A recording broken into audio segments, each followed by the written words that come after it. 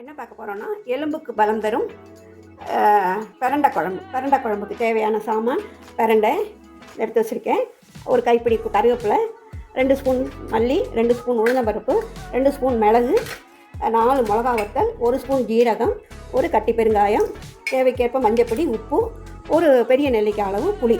இதுதான் எப்படி பண்ணலாங்கிறத பார்ப்போம். இப்போ பிரண்டை குழம்புக்கு இதில் 1 ஸ்பூன் நல்லா 2 ஸ்பூன் எண்ணெய் ஊற்றாச்சு, நல்லெண்ணெய். பெருங்காயத்தை போட்டணும், பெருங்காயம் பொரிஞ்சு வரட்டும். பெருங்காயம் பொரிஞ்சு வந்தாச்சு, மிளகு போட்டுடலாம். அது கூட இந்த உளுந்தம்பருப்பை போட்டுடலாம், அது கூட இந்த மல்லி போட்டுடலாம், அப்புறம் இந்த 4 மிளகா வத்தலையும் போட்டுடலாம். எல்லாம் சேர்ந்து நல்லா செவந்து வரட்டும். இப்போது அது நல்லா செவந்து வந்தாச்சு, கூட அந்த ஜீரகத்தை போட்டுருவோம். போட்டுட்டு ஒரு சின்ன பீஸ் இஞ்சி எடுத்து வச்சுருக்கேன், அதையும் இதில் போட்டுடலாம். போட்டுட்டு பாத்திரத்தில் மாற்றிட்டு பார்ப்போம். இப்போ பாத்திரத்தில் மாற்றியாச்சு, 1 ஸ்பூன் எண்ணெய் விட்டுட்டு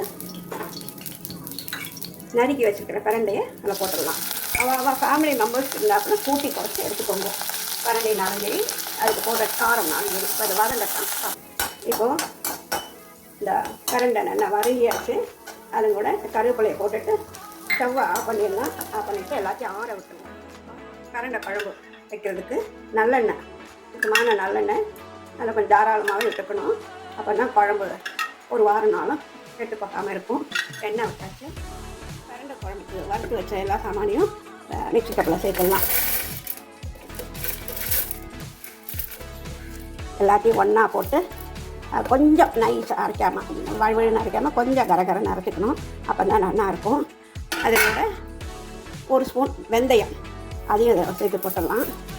போட்டுட்டு மஞ்சப்பொடியும் போட்டுடலாம். எல்லாத்தையும் தண்ணி கொஞ்சம் சேர்த்து நைஸாக அரைச்சின்னு வந்துடுவோம். இப்போது பிரண்டை குழம்புக்கு கடுகு போட்டுடலாம். இதுக்கு காய் எதுவும் போட வேண்டாம், வத்தலும் போட வேண்டாம். அப்படியே இது வந்து புளிக்காய்ச்சல் மாதிரி இருக்கும். கடுகு வெடிக்கட்டும். கருவேப்பிலை போட்டுடலாம்.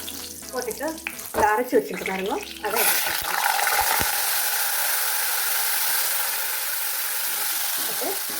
புளித்தெண்ணெய் இதில் மிக்ஸ் பண்ணிக்கணும். புளி கரைச்சி வச்சுருக்கிறது அப்படி தான் விட்டு எல்லாத்தையும் மிக்ஸ் பண்ணிவிட்டு கொதிக்க விடுவோம். ஓகேவா? மிக்ஸ் பண்ணி விட்டாச்சு. இது நல்லா கொதித்து கெட்டியாகட்டும், அப்புறம் நம்ம பார்ப்போம். இப்போ பாருங்கள், நல்லா நம்ம விட்ட எண்ணெயெல்லாம் பிரிஞ்சு நல்லா கெட்டி ஆயாச்சு. குழம்பு ரெடி ஆயாச்சு. இதில் நமக்கு தேவையான அளவு உப்பு சேர்த்துக்கலாம். நான் இந்த அளவு உப்பு எடுத்துருக்கேன், இந்த உப்பை போட்டுறேன். உப்பு போட்டாச்சு. இந்த பாருங்க, இப்போது கொஞ்சம் ஆறினோன்னு பாத்திரத்தில் மாற்றிட்டு பாத்திரத்தில் மாற்றியாச்சு. பிரண்டை புளிக்காய்ச்சல் சொல்லலாம், பிரண்டை மிளகு குழம்பு, பிரண்டை மிளகு குழம்பு ரெடி ஆயாச்சு.